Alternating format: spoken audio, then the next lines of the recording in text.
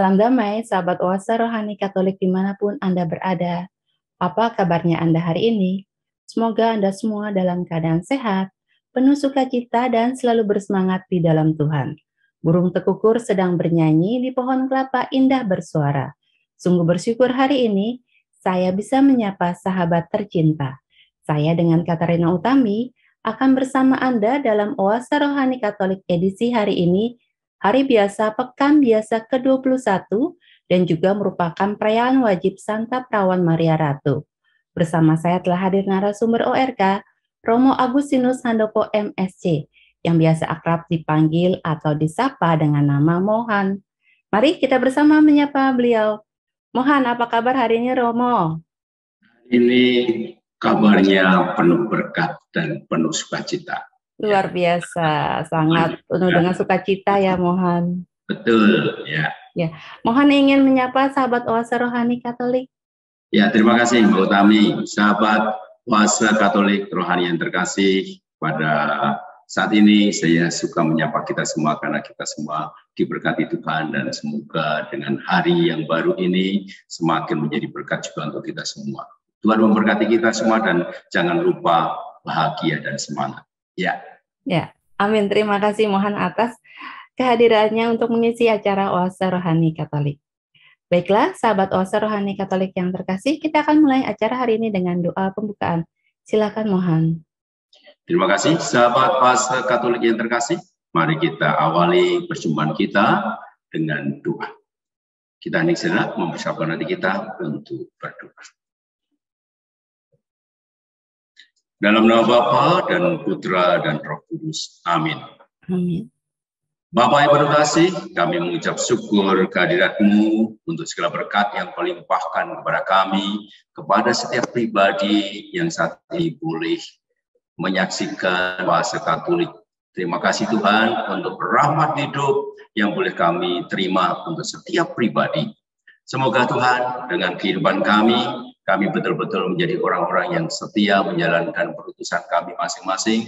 Kami mampu menghadirkan sukacita, kami mampu menghadirkan keselamatan, sehingga kami tidak menjadi batu sandungan untuk orang-orang lain, untuk semakin mengenal Engkau, dan supaya mereka semakin juga penuh harapan untuk mencapai kehidupan kekal sebagaimana Kau berikan untuk kami. Maka Tuhan, pakailah kami semua, semoga kami mampu menjadi orang-orang yang setia, sebagaimana umat-Mu di Tesalonika setia, mengembangkan diri, bertumbuh. Semoga kami juga menjadi orang-orang yang mampu bertumbuh dalam cinta-Mu, sehingga hidup kami betul-betul menjadi berkat.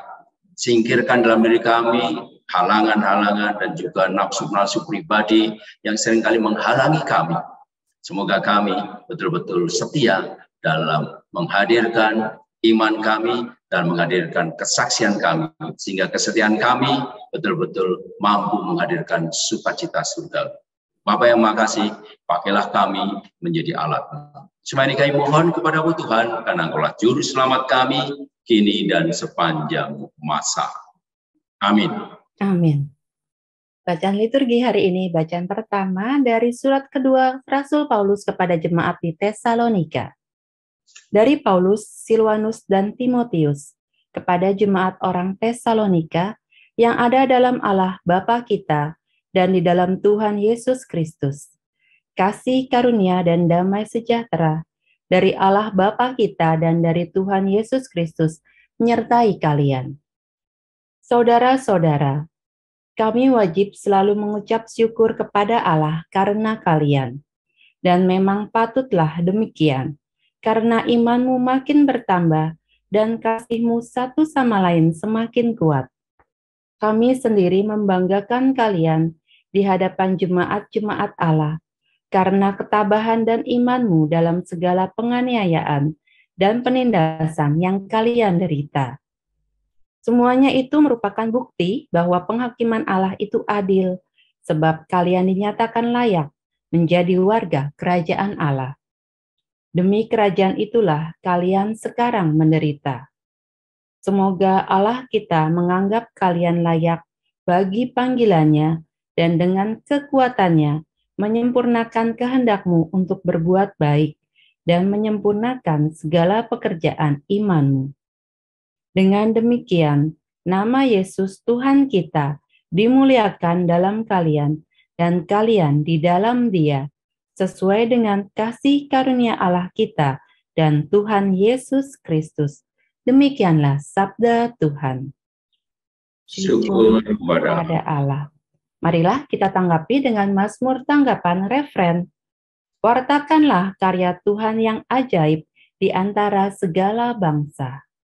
Wartakanlah karya Tuhan yang ajaib di antara segala bangsa. Nyanyikanlah lagu baru bagi Tuhan. Menyanyilah bagi Tuhan, hai seluruh bumi. Menyanyilah bagi Tuhan, pujilah namanya.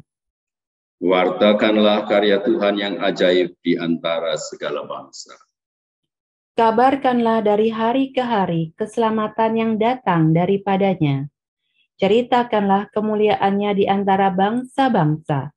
Kisahkanlah karya-karyanya yang ajaib di antara segala suku. Wartakanlah karya Tuhan yang ajaib di antara segala bangsa. Sebab maha besarlah Tuhan dan sangat terpuji. Ia lebih dahsyat daripada segala dewata. Sebab segala Allah para bangsa adalah hampa. Tetapi Tuhan, Dialah yang menjadikan langit.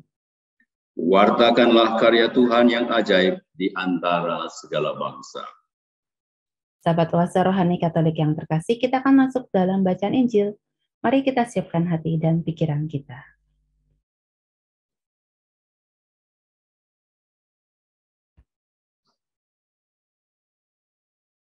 Haleluya. Haleluya. Domba-dombaku mendengar suaraku, sabda Tuhan. Aku mengenal mereka dan mereka mengenal aku. Haleluya. Tuhan bersamamu. Dan bersama rohmu. Inilah Injil suci menurut Matius. Lihatlah Tuhan. Pada suatu hari Yesus berkata kepada ahli-ahli Taurat dan orang-orang Farisi, celakalah kalian, hai ahli-ahli Taurat dan orang-orang Farisi, hai kalian orang-orang munafik, karena kalian menutup pintu kerajaan surga di depan orang, sebab kalian sendiri tidak masuk dan kalian merintangi mereka yang berusaha masuk. Celakalah kalian, hai ahli-ahli Taurat dan orang-orang Farisi, hai kalian orang-orang munafik, sebab kalian menelan rumah janda-janda, sementara mengelabui indera orang dengan doa yang panjang-panjang. Sebab itu kalian pasti akan menerima hukuman yang lebih berat. Celakalah kalian, hai ahli-ahli Taurat dan orang-orang Farisi, hai kalian orang-orang munafik, sebab kalian mengarungi lautan dan menjelajah daratan untuk mentobatkan satu orang saja menjadi penganut agamamu, dan sesudah ia bertobat, kalian menjadikan dia orang neraka yang 2 kali lebih jahat daripada kalian sendiri. Celakalah kalian, hai pemimpin-pemimpin buta, yang berkata, bila bersumpah demi bait suci, sumpah itu tidak sah, tetapi bersumpah demi emas bait suci, sumpah itu mengikat. Hai kalian orang-orang bodoh dan orang-orang buta, manakah lebih penting, emas atau bait suci yang menguduskan emas itu? Dan kalian berkata, bila bersumpah demi mezbah, sumpah itu tidak sah, tetapi bersumpah demi persembahan yang ada di atasnya, sumpah itu mengikat. Hai kalian orang-orang buta, manakah yang lebih penting, itu dan juga demi segala sesuatu yang terletak di atasnya. Dan barang siapa bersumpah demi bait suci, ia bersumpah demi bait suci dan juga demi dia, demi tahta Allah dan juga demi dia yang bersemayam di atasnya. Demikianlah Injil Tuhan. Terpujilah Kristus. Sahabat Oase Rohani Katolik yang terkasih, kita akan masuk dalam permenungan sesi yang pertama. Mohon dalam sesi yang pertama ini, mohon dari bacaan liturgi bacaan pertama dari surat kedua Rasul Paulus kepada jemaat di Tesalonika ini ingin menggambarkan mengenai apa nih, mohon? Ya, terima kasih Mbak Utami dan sahabat Oase Katolik. sebelum saya menjawab pertanyaan Mbak Utami, ya saya mengingatkan bahwa hari ini peringatan wajib siapa? Santa Perawan Maria Ratu. Ratu. Nah, ini kita harus menghubungkan ya dengan bacaan yang hendak kita renungkan bersama dari surat Rasul Paulus kepada jemaat di Tesalonika. Nah, 1 minggu yang lalu kita bersama-sama memperingati peringatan apa? Santa Perawan Maria diangkat ke surga. Ya.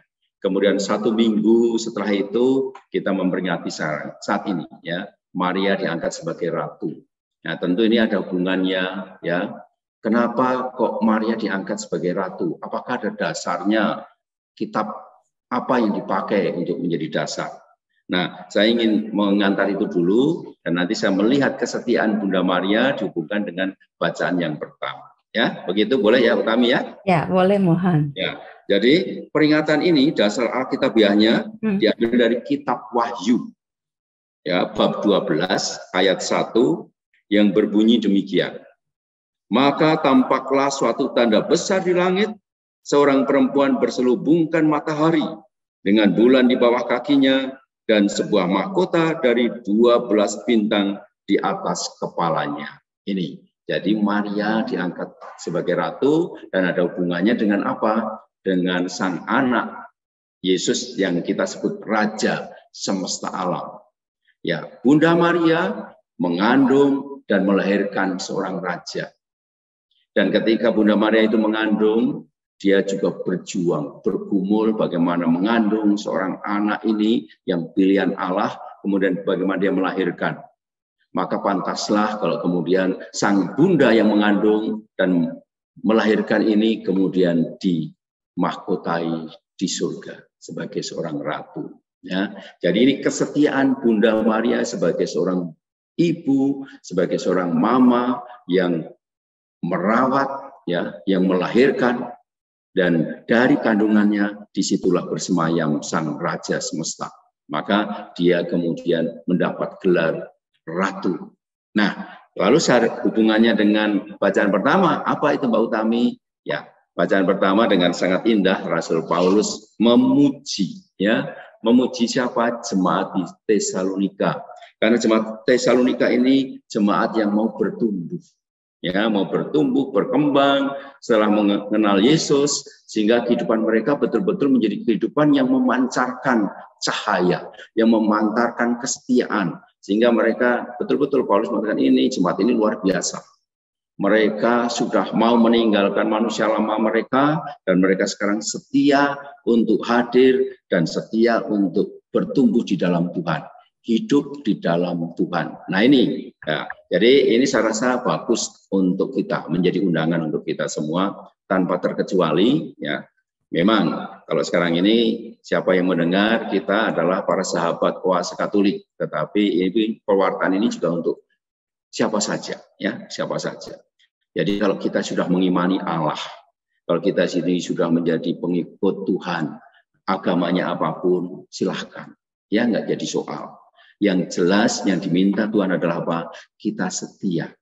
Ya, setia bertumbuh di dalam Tuhan. Nah, ini yang penting. Jadi dari bacaan pertama ini mari kita justru mengambil inspirasi yang indah. Kita semua dipanggil untuk setia. Setia dengan iman kita, sehingga iman kita membuat kita bertumbuh. Iman kita membuat kita menjadi pribadi-pribadi yang memancarkan bahwa kita ini orangnya Allah. Kita ini man atau woman of God, ya, gambarnya Allah, orangnya Tuhan. Sehingga kita kalau hadir, ya kita monggo, silahkan hadir dengan apa? Kita membawa apa yang kita imani, sehingga kehadiran kita betul-betul memberkati dan diberkati. Begitu kira-kira, Mbak Utami. Ya, mohon sangat menginspirasi sekali tadi kata-kata mohon bahwa kita itu hadir untuk membawa nama Allah setia di dalam kehidupan kita dengan Tuhan. Mohon, ini ada contohnya nggak ya, mohon, dalam kehidupan sehari-hari seperti apa kita membawa Allah dalam kehidupan kita, mohon? Ya, terima kasih.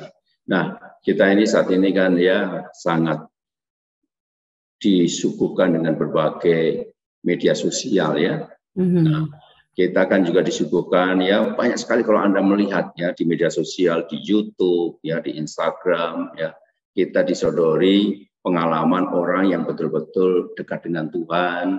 Kita bisa saja mengakses di sana. Tapi kita juga bisa melihat di mana orang mengatasnamakan Tuhan, tapi hidupnya ternyata justru mengancam yang lain, justru hidupnya tidak menjadi berkat bagi yang lain. Itu kan kita lihat. Ya, jadi kalau kita tadi Mbak Utami bertanya kepada saya, contohnya apa? Contohnya banyak sekali. Kita tinggal buka YouTube, kita tinggal lihat di mana itu, atau di hidupan sekitar kita. Nah, orang yang punya Tuhan, orang yang mengimani Tuhan kan sebetulnya itu bisa dirasakan. Ya, kita kalau sama-sama agamanya apapun, terserah agamanya. Tapi kalau orang punya Tuhan, itu chemistry-nya ya, istilahnya ini Mbak Utami. Chemistry-nya itu kita energinya itu sefrekuensi, ya, sehingga kita enak. Orang yang punya Tuhan itu frekuensinya sama, sehingga kita bisa saling menghormati, kita bisa saling menopang, mendukung, tidak mengancam satu dan inilah sebetulnya. Jadi sekarang ini misalnya saya dengan Mbak Utami, ya kita frekuensinya sama tuh. Ya, jadi frekuensinya kita sama. Jadi ketika kita ketemu kita kan enak. Ya, kita ketemu saling menopang, kita menyapa, kita saling mensupport satu dengan yang lain, kita tidak menjadi batu sandungan untuk yang lain ini. Jadi ketika saya ketemu seseorang dan saya langsung nangkap, wah orang ini orang yang beriman, ini pasti punya Tuhan. Lewat apa? Lewat senyumannya misalnya, lewat sapaannya. Jadi enak. Ketemu orang jangan pandangannya pandangan penuh curiga, ya. Curiga lalu menatapnya itu seperti mau nerekam kayak singa yang mau nerekam itu. Jangan dong ya. Ketemu orang itu pandangannya harus pandangan yang enak ya, pandangan yang menyejukkan. Lalu kalau boleh kita kasih senyum ya. Itu kan luar biasa. Contoh konkret misalnya Mbak Utami naik kereta ya, kereta yang apa itu KRL ya. Masuk tuh. Coba Mbak Utami langsung senyum sama orang kiri kanannya senyum gitu ya. Kalau nanti ketemu senyum dengan orang yang baru duduk, mungkin itu cowok, dia pasti bilang, sini Mbak, duduk di sini kan begitu. Dengan senyum saja loh. Ya, walaupun pakai masker tapi kelihatan ya Romo ya. Kelihatan biarpun dengan masker kan tetap. Dan ini yang juga harus dipegang ya. Kita sekarang tetap pakai masker. Meskipun sekarang kita enggak ya, karena kita kan di rumah masing-masing, tetapi di tempat umum kita pakai masker. Jangan hidup kita menjadi ancaman dengan kita membuka masker, mungkin kita menjadi ancaman bagi orang lain loh. Betul nggak? Iya, di tempat umum, ya di tempat umum, di mall, ya di terminal dan sebagainya, ya kita harus tetap pakai supaya hidup kita tidak mengancam orang lain. Karena bisa jadi dengan kita membuka, kita kan nggak tahu.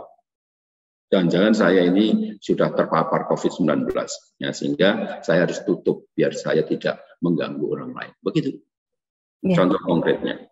Ya, terima kasih Mohon dalam bacaan yang pertama tadi, itu juga dikatakan bahwa semoga Allah kita menganggap kalian layak bagi panggilannya dan dengan kekuatannya menyempurnakan kehendak-Mu untuk berbuat baik dan menyempurnakan segala pekerjaan iman-Mu.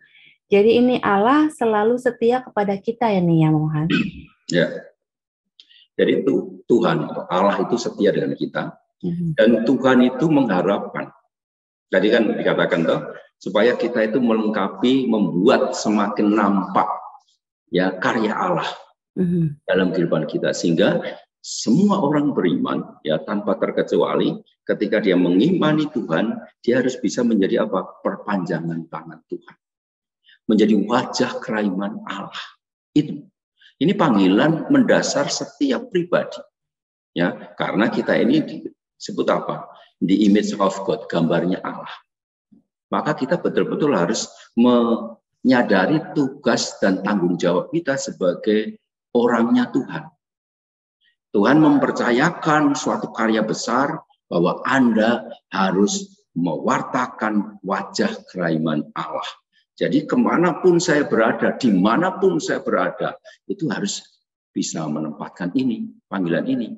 Jadi misalnya saya sebagai seorang imam, ya saya harus menempatkan bahwa saya ini peran imam itu harus nampak.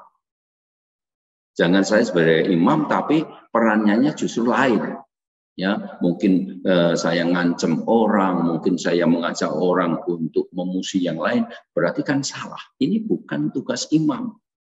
Ini tugas teroris, ya. Kalau mengajak orang untuk ngancam yang lain, menyingkirkan yang lain, ini tugasnya teroris.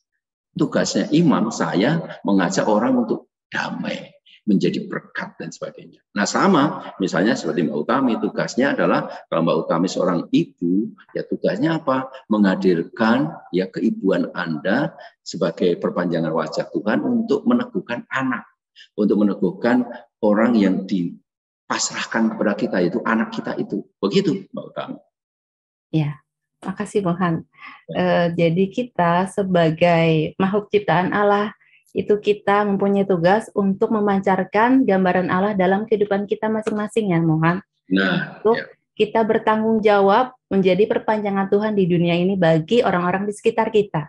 Betul. Coba kalau tugas dan tanggung jawab ini disadari oleh setiap pribadi. Sangat indah ya. Hidup kita itu indah sekali. Ya, hidup kita indah dan ini sudah terpancar ketika orang bisa hidup berdampingan satu dengan yang lain, ya. Kita tidak memandang agamamu apa, kita tidak memandang sukumu apa, kita bisa kok. Ternyata indah, ya. Ternyata luar biasa hidup berdampingan dengan orang lain yang punya frekuensi yang sama, yaitu punya tugas perutusan untuk apa? Menghadirkan kerahiman Allah. Itu. Ya, terima kasih Mohan untuk renungan kita yang di sesi pertama ini. Sahabat Oase Rohani Katolik yang terkasih, jangan kemana-mana. Kami akan kembali di sesi yang kedua, Oase Rohani Katolik. Tuhan memberkati kita untuk sesi yang pertama.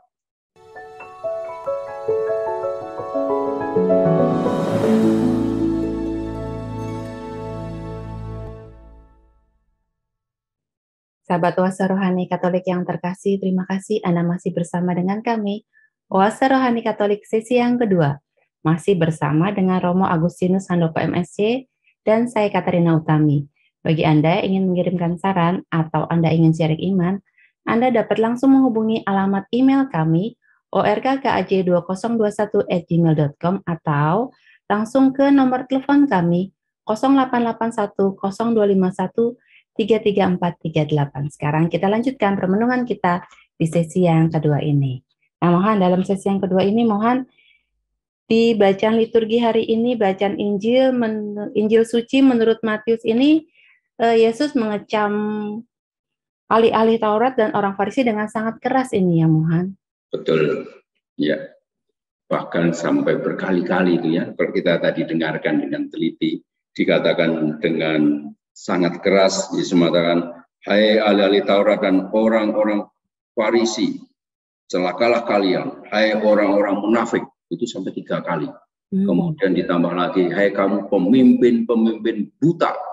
Ini sekarang kan Yesus itu marah dan geram ya dengan orang ahli-ahli Taurat dan orang-orang Farisi ini. Dipandang sebagai pemimpin yang buta, menjadi batu sandungan. Dan memang pada waktu itu ya Yesus itu dianggap memang musuhnya orang Farisi ya, musuhnya ahli-ahli Taurat karena Yesus berani mengecam ya ketidakberesan mereka. Ya. Nah, inilah yang membuat Allah geram, membuat Yesus itu kecewa berat.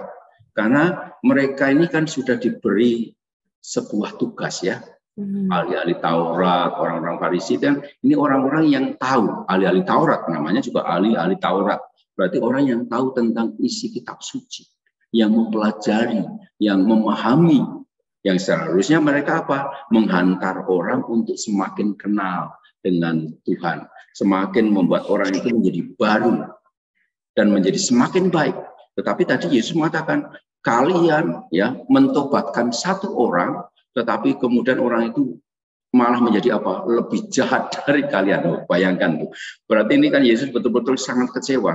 Ini ahli-ahli Taurat ini mentobatkan orang, tetapi bukan menjadi lebih baik, tapi lebih jahat ya. Jahat. Nah itu.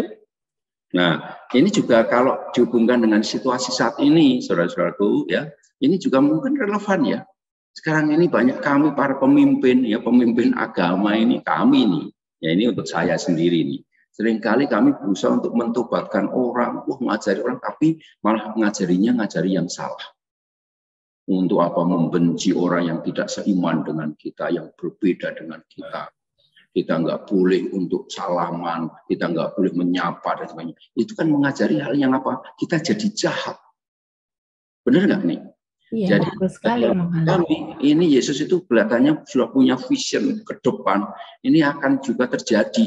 Dan bahkan ini 2000 tahun yang lalu ya, Tuhan. Oh iya, 2000 tahun yang lalu, tapi Yesus melihat tuh akan terjadi juga yang seperti ini, dan ini sekarang terjadi.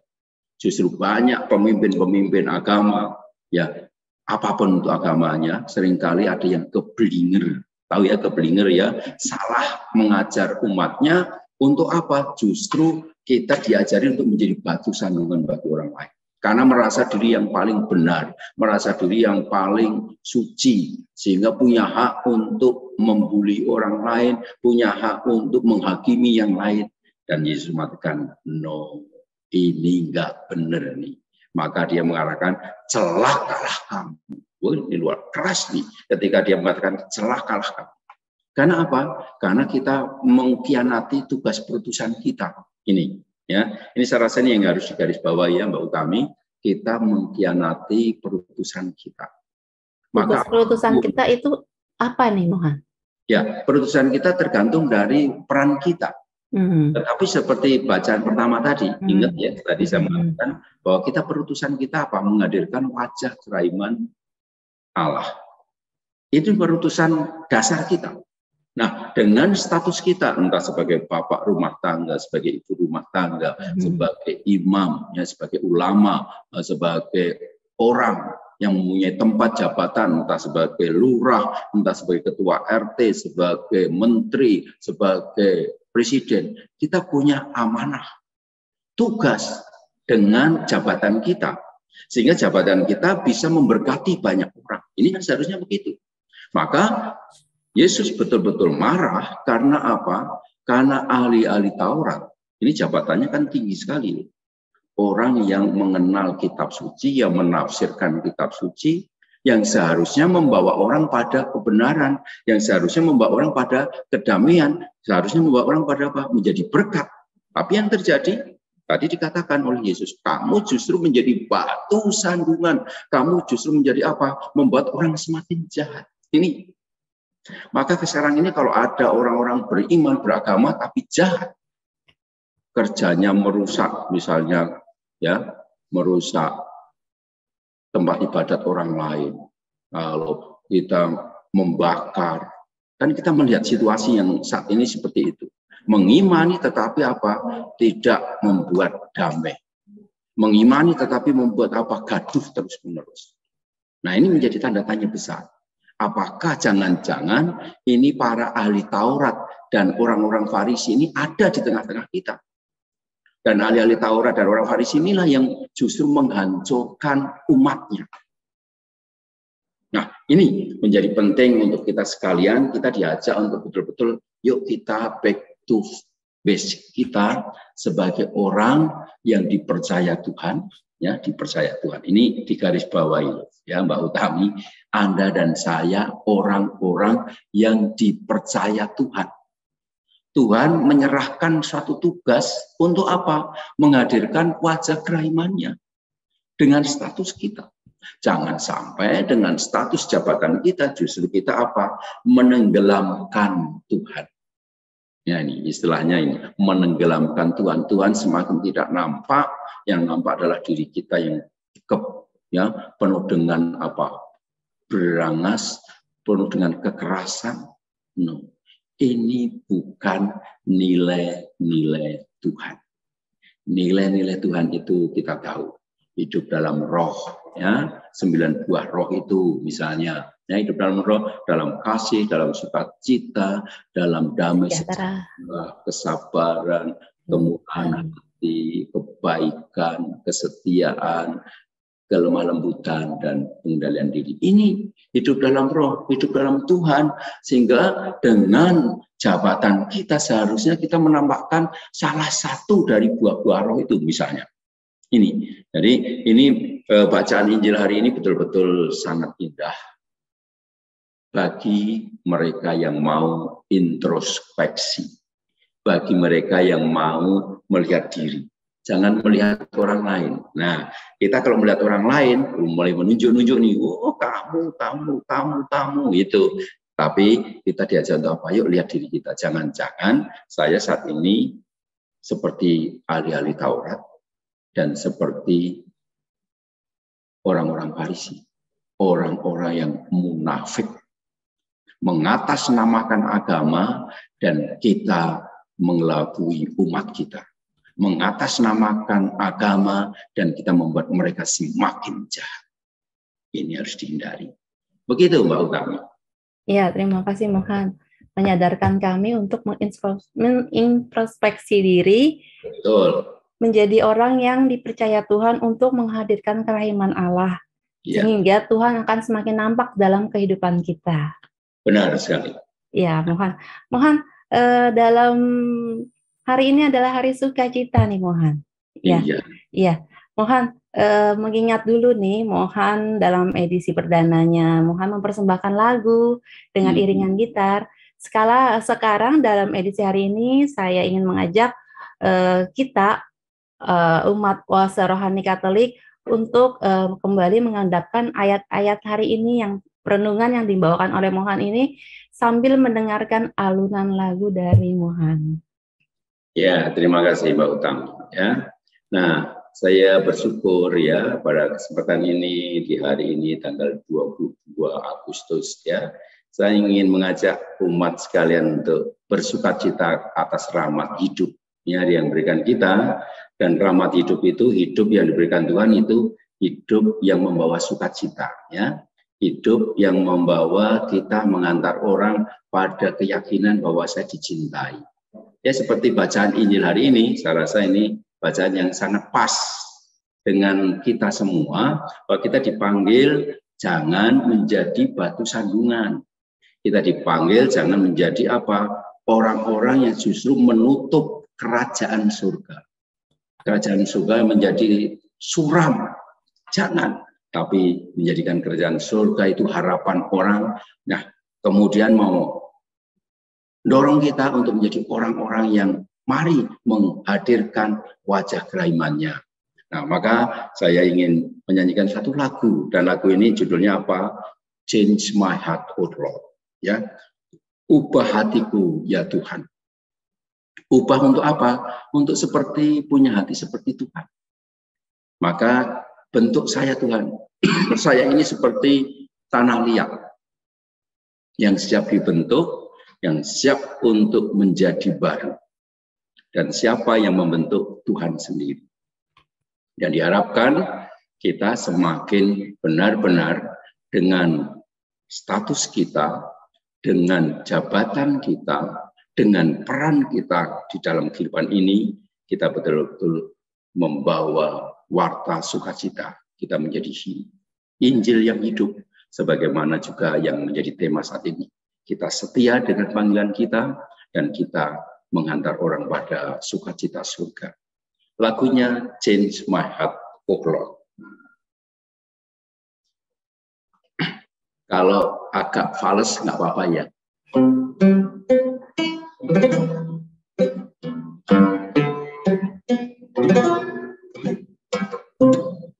Change my heart, O Lord. Make it ever true. Change my heart, O Lord. May I be like you. Change my heart, O Lord. Make it ever true. Change my heart, O Lord. May I be like you. You are the potter, I am the clay. mold me and make me. This is what I pray. Change my heart, oh Lord. Make it ever true. Change my heart, oh Lord. May I be like you.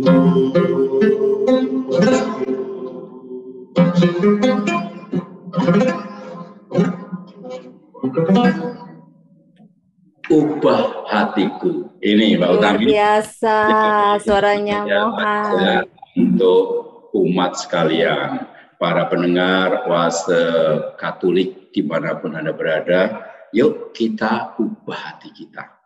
Ya, kalau saat ini kita itu mirip ahli-ahli Taurat dan orang-orang Farisi, ubah hati.